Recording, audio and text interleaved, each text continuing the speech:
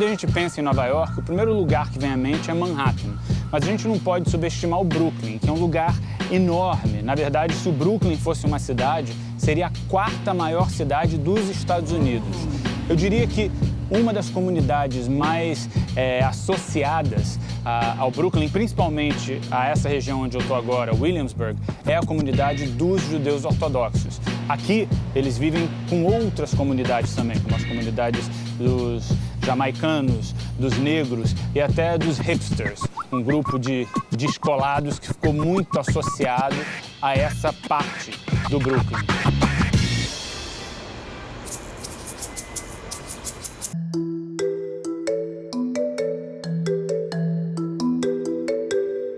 Nova York é uma cidade de mais ou menos 8 milhões de pessoas. 1,5 milhão são judeus. E desses judeus, 1/3 se considera judeu ortodoxo, que é uma vertente mais conservadora da religião.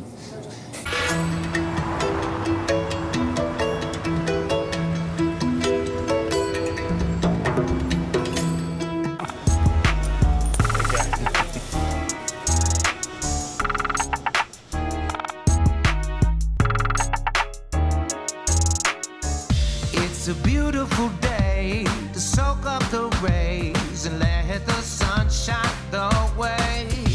Little work, little play, I'm gonna slay today, and nothing can stand in my way. We're all just here in the same grind, trying to get by. Look at that.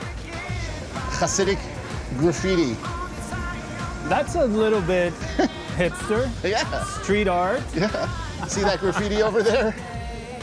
Yes. So you had a lot of hipsters moving into the community here in Williamsburg, but there was a lot of tension, as you can imagine. But I noticed there was one thing that united us, Hasid and hipsters, the facial hair, the beard.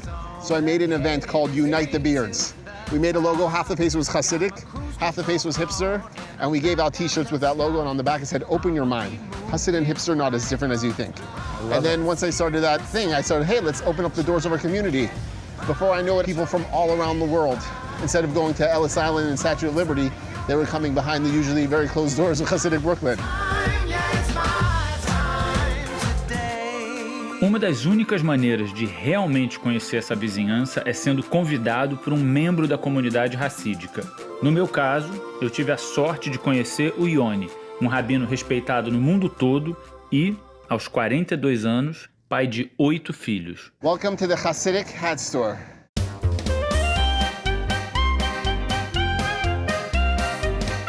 Is he a bar mitzvah boy? He's 13. He's 13. So when I was 13, it's a big thrill. You get to come here and you get to wear one of these black hats. You get to hang out with Mr. Rodder. Yeah, that's the best part. Sometimes I don't even need a hat. I'll come in and buy one anyway. Just to hang out with Mr. Rodder. I'm so curious to see how you would look in a hat. All right. You want to try it on? Let's do it. Oh my God, look at that.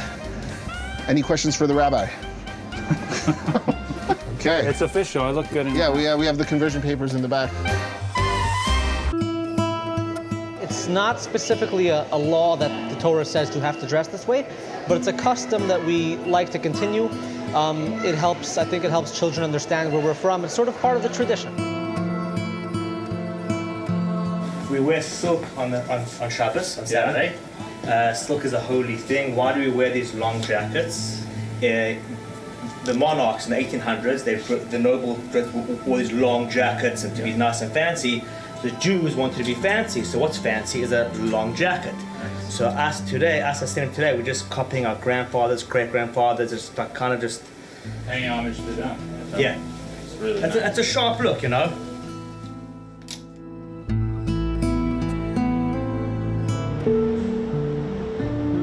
Pictures of the Rabbi with you is very good for good luck, success. When you look at the picture, the Rabbi is with you. It's a very holy picture, so... Yeah. Would have a lot of respect. Got it. Having said that, after the Holocaust, many people called it a revenge against Hitler. He wanted to destroy us, and now we're here and we're having children.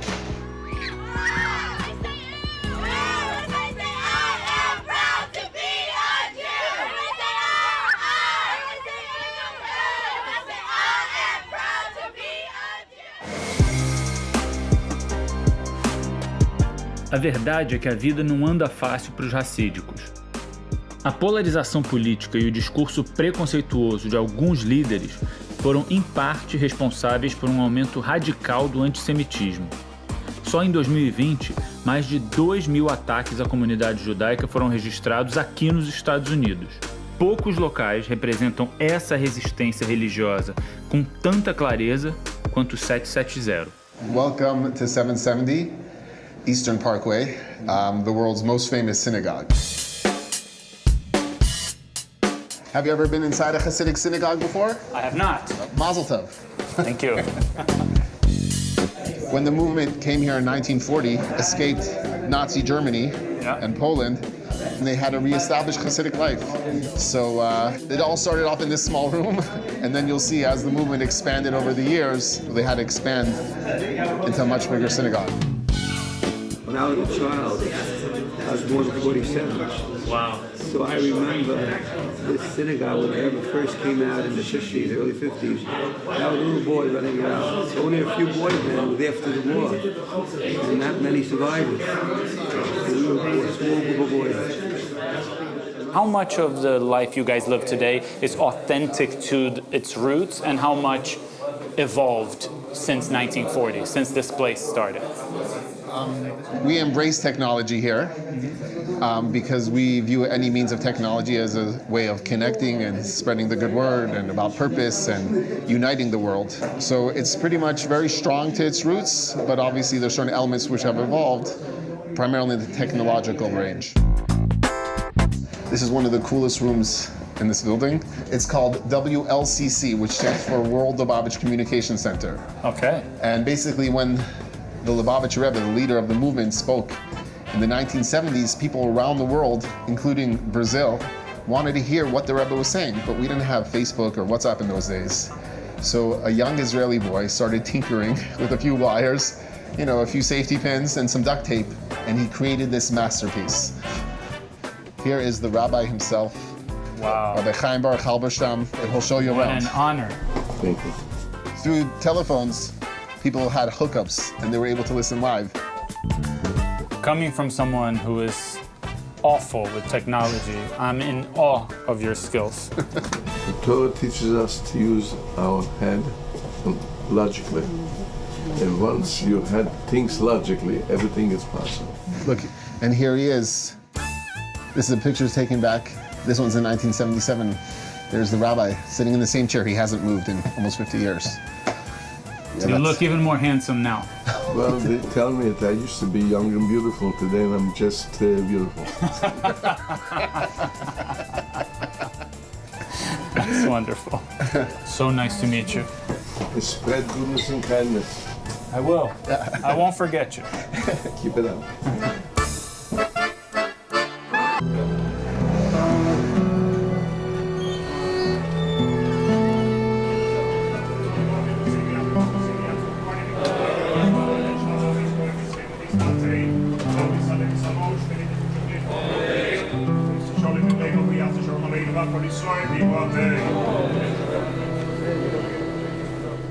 É difícil descrever esse lugar.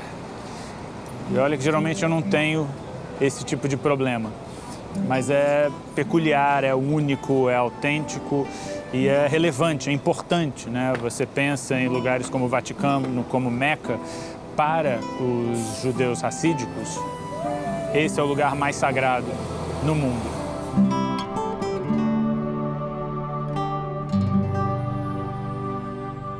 Every religion has, a place that is considered the epicenter of that community. Why is a place like this so crucial for your religion? This is where it all came from. This is where it happened. People come here, they feel it. It's mind-blowing. It's amazing. The heartbeat of the Jewish world.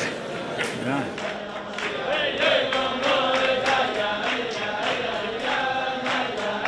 Lubavitch Rabbi King Messiah give to you power to bring the redemption. We're actually taught in the holy books that kedusha leizazam imkaima, that holiness never leaves a place. This is where the Lubavitch Rebbe, the most famous, popular Jewish leader of the 20th century, for decades sat here and taught us this philosophy about going out to the world and spreading through acts of goodness and kindness and uniting and welcoming people. So once it happened here, that shows that this place now became a beacon of light because there's holiness in this room.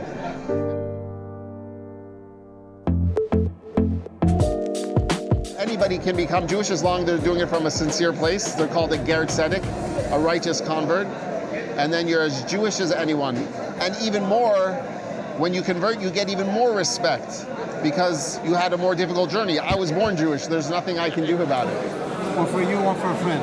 Thank you very much. One for you, one for a friend. Is there resentment if someone abandons this community? Can they come back? Can they wake up and come back? Contrary to public opinion, at least here, there's no leaving the community. There's no like, you didn't do something right and now you're shunned or ostracized. When you're part of your family, it's my family's. So can you leave your family? Can a child divorce their parent? No, they're my parents.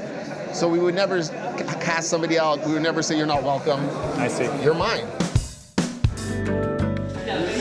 Hi, very nice to meet you. Likewise, welcome in. I'm Pedro. Wow. First time in a wig shop? It is. Welcome, welcome. A woman starts wearing wigs when she gets married. Right. Correct? What is it like dealing with people at such a special moment of their lives? And every woman that I work on, every bride I work on, I know how symbolic it is and how important it is. We're covering our own hair, which is beautiful, but we find the most beautiful wigs that make it look even more beautiful. Hasidic women want to look great, and as you've probably seen in the streets, women look really good. Just in Judaism, we have rules that we go by. So cover your elbows, cover your knees, cover your collarbone, but with the most beautiful clothing that you can find. When it comes to the nuances and the subtleties of the choice of the wig, does it matter if it's a shorter wig, if it's more ostentatious, like head of hair? So there's no rules on color, length, or style. It's the concept of covering your hair for modesty. But we believe like beauty and modesty is not a contradiction, so you can wear whatever you like. For example, for myself today, I just wanted to wear a long piece, so I'm wearing a long one. You can choose what you want. It's like shoes. You can own as many as you'd like, as many as you can buy. Are wigs as expensive as shoes? They're way more. Well, depends what kind of shoes you wear, I guess. I get that. That's fine.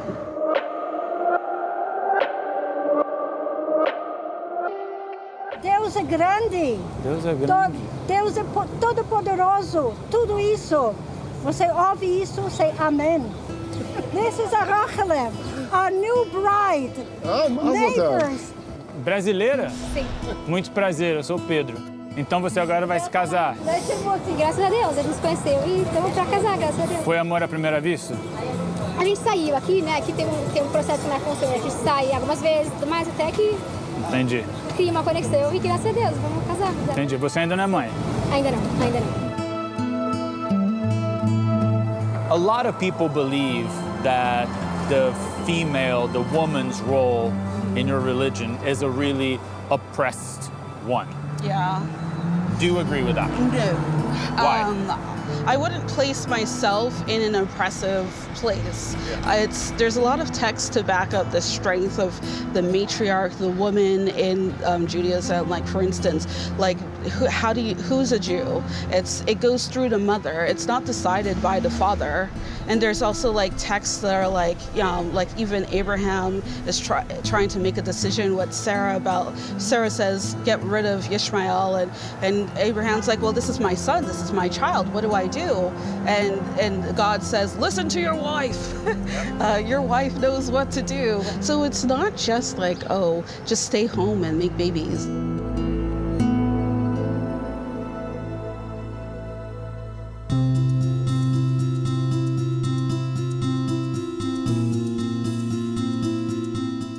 How many kids do you have? So we have 4, 2 boys, 2 girls.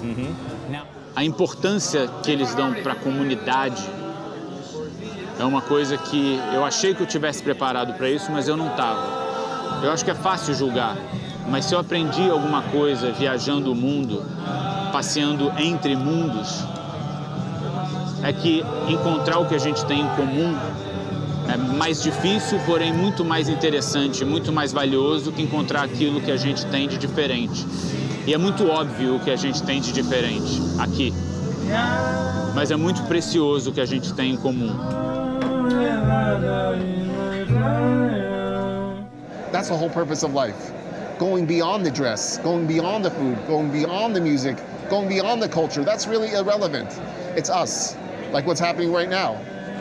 You know, we kind of have to balance our holiness and our holy life with the rest of the world and relate to them in some manner without losing ourselves. Whatever I can do to make the world a better place using old wisdom and new methods, let's make a beautiful mix of all this stuff.